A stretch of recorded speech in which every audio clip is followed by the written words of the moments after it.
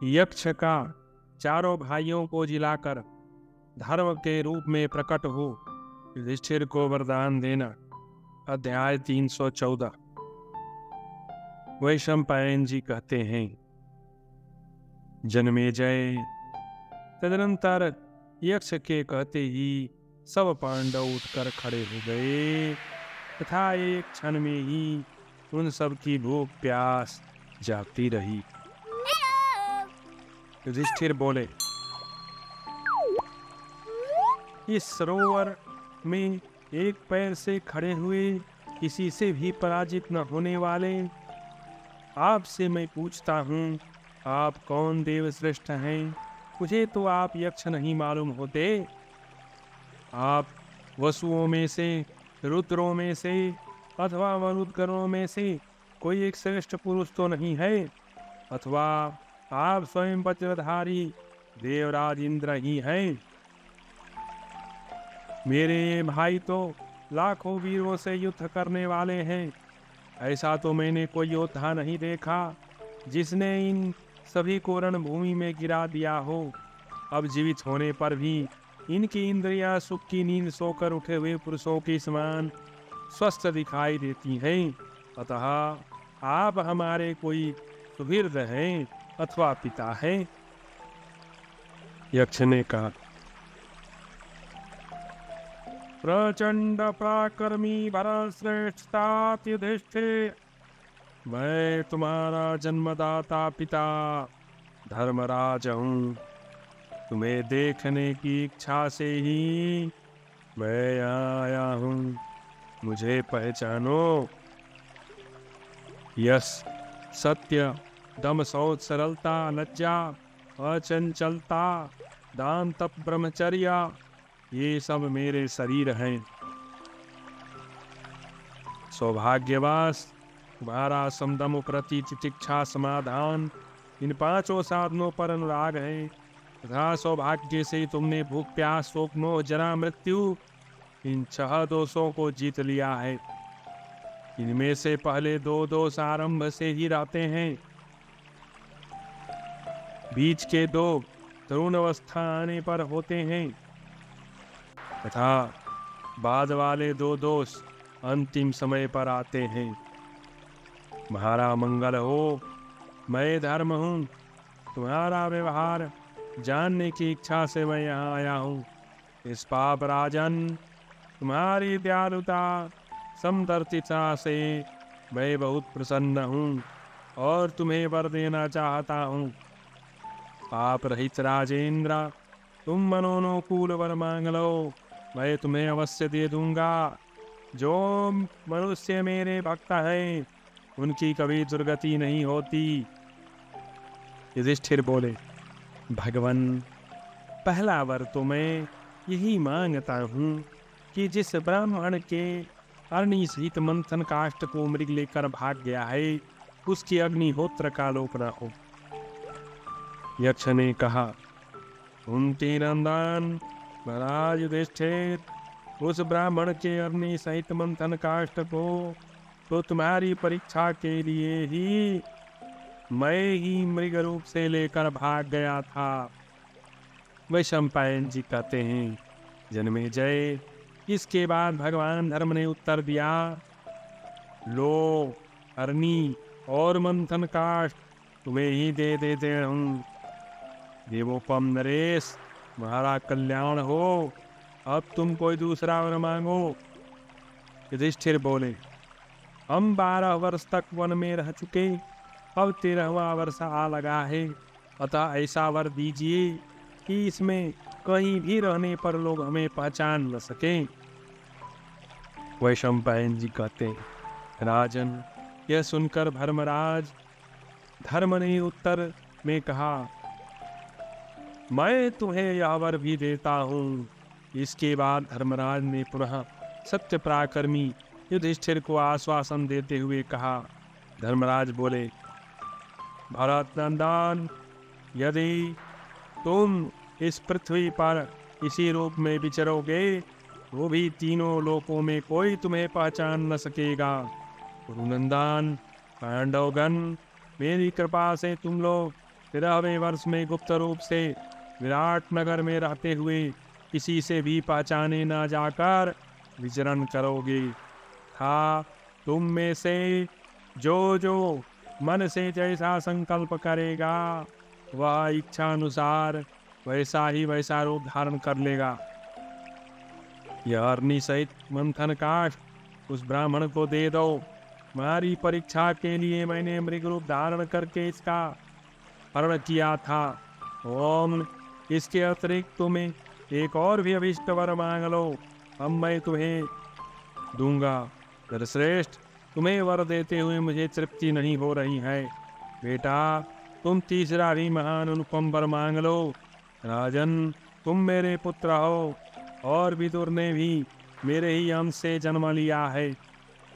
युधिष्ठिर बोले, पिताजी, आप सनातन देवाधिदेव हैं। आज मुझे साक्षात आपके दर्शन हो गए। आप प्रसन्न होकर मुझे जो भी वर देंगे उसे मैं स्वीकार करूंगा। विभो, मुझे ऐसा वर दें कि मैं लोभ मोह क्रोध को जीत सकूं तथा दान तप और सत्य में मेरा मन लगा रहे। धर्मराज ने कहा, पांडुपुत्र, तुम तो स्वयं धर्म स्वरूप हो, अतः इन गुणों से तो स्वभाव से ही संपन्न हो। आगे भी तुम्हारे कथनानुसार तुम में ये सब धर्म बने रहेंगे। वैशंपायन जी कहते हैं, राजन, ऐसा कहकर लोक रक्षक भगवान धर्म अंतर ध्यान हो गए एवं सुखपूर्वक सोकर उठने से सब रहित हुए मनस्वी वीर पांडवगण एकत्र होकर आश्रम में लौट आए। वहां आकर उन्होंने उस तपस्वी ब्राह्मण को उसकी अरणी एवं मंथन काष्ठ दे दिए। भीम, अर्जुन, नकुल, सहदेव के पुनः जीवन लाभ करने से संबंध रखने वाले था पिता धर्म और पुत्र युधिष्ठिर के संवाद था समागम रूप कीर्ति को बढ़ाने वाले इस प्रशस्त उपाख्यान का जो पुरुष पाठ करता है वह जितेंद्रिया, वसी तथा पुत्र पौत्रों से संपन्न होकर 100 वर्ष तक जीवित रहता है तथा जो लोग सदा इस मनोहर उपाख्यान को स्मरण रखेंगे उनका मन अधर्म में, सुहृदों के भीतर फूट डालने में, दूसरों का धन हरण करने में, पर स्त्री गमन करने में तथा कृपणता में कभी प्रवृत्त नहीं होगा। अज्ञातवास के लिए अनुमति लेते समय शोकाकुल हुए युधिष्ठिर को महर्षि धौम्य का समझाना, भीमसेन का उत्साह देना तथा आश्रम से दूर जाकर पांडवों का परस्पर परामर्श के लिए बैठना। अध्याय 315। वैशंपायन जी कहते हैं, जन्मेजय, धर्मराज की अनुमति पाकर सत्य पराक्रमी पांडव 13वें वर्ष में छिपकर अज्ञातवास करने की इच्छा से एकत्र हो विचार विमर्श के लिए आसपास बैठे। वे सब के सब उत्तम व्रत का पालन करने वाले विद्वान थे। वनवास के समय जो तपस्वी ब्राह्मण पांडवों के प्रति स्नेह होने के कारण उनके साथ रहते थे, उनसे अज्ञातवास के हेतु आज्ञा लेने के लिए व्रतधारी महात्मा पांडव हाथ जोड़कर खड़े हो इस प्रकार बोले। युधिष्ठिर बोले, मुनिवरों, धृतराष्ट्र के पुत्रों ने जिस प्रकार छल करके हमारा राज्य हर लिया और हम पर बारंबार अत्याचार किया वह सब आप लोगों को विदित ही है। हम लोग कष्टदायक वन में 12 वर्ष तक रह लिए। अब अंतिम 13वां वर्ष हमारे अज्ञातवास का समय है, अतः इस वर्ष हम छिप कर रहना चाहते हैं। इसके लिए आप लोग हमें आज्ञा दें। दुष्टात्मा दुर्योधन, मूर्ख कर्ण और शकुनी हम में से अत्यंत बैर रखते हैं, हमसे अत्यंत बैर रखते हैं। वे स्वयं तो हमारा पता लगाने को उद्यत ही हैं, उन्होंने गुप्तचर भी लगा रखे हैं। अतः यदि उन्हें हमारे रहने का पता चल जाएगा तो वे हमसे संबंध रखने वाले पुरजनों तथा स्वजनों के साथ मिलकर बुरा बर्ताव कर सकते हैं। क्या हमारे सामने फिर कभी ऐसा अवसर आएगा जबकि हम सब भाई ब्राह्मणों के साथ अपने राष्ट्र में रहेंगे, अपने राज्य पर प्रतिष्ठित होंगे? वैशंपायन जी कहते हैं, जन्मेजय, ऐसा कहकर पवित्र अंतःकरण वाले धर्मनंदन राजा युधिष्ठिर दुख और शोक से आतुर होकर मूर्छित होकर गिर गए। उनके नेत्रों से आंसुओं की धारा बह रही थी, कंठ अवरुद्ध हो गया था। उस समय उनके भाइयों सहित समस्त ब्राह्मणों ने उन्हें आश्वासन दिया। तत्पश्चात महर्षि धौम्य ने राजा युधिष्ठिर से गंभीर वचन में अर्थयुक्त वचन कहा। धौम्य ने कहा, राजन, आप विद्वान मन को वश में रखने वाले सत्य प्रतिज्ञ जितेंद्रिय हैं। आप जैसे मनुष्य किसी भी आपत्ति में मोहित नहीं होते, अर्थात अपना धैर्य और विवेक नहीं खोते।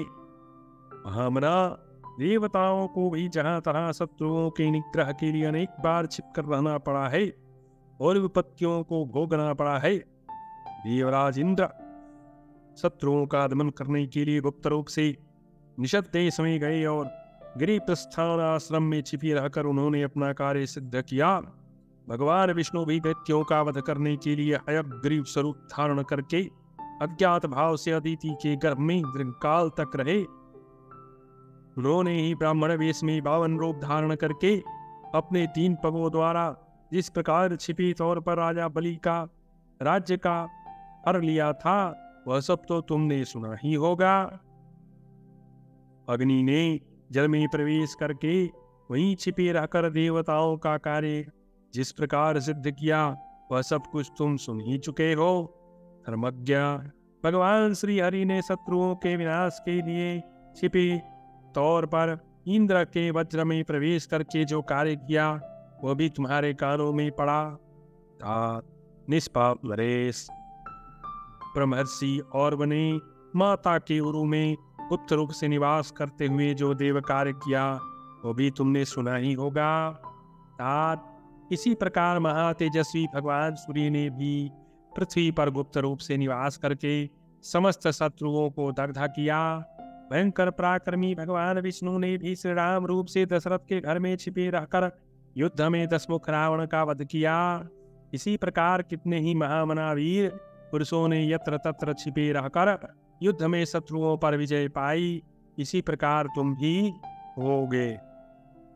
महर्षि धौम्य ने जब इस प्रकार युक्ति युक्त वचन द्वारा धर्मज्ञ युधिष्ठिर को संतोष प्रदान किया, तब वे शास्त्र ज्ञान और अपने बुद्धि बल के कारण धर्म से विचलित नहीं हुए। तदनंतर बलवानों में श्रेष्ठ महाबाहो भीमसेन ने अपनी वाणी से राजा युधिष्ठिर का हर्ष और उत्साह बढ़ाते हुए कहा। भीम बोले,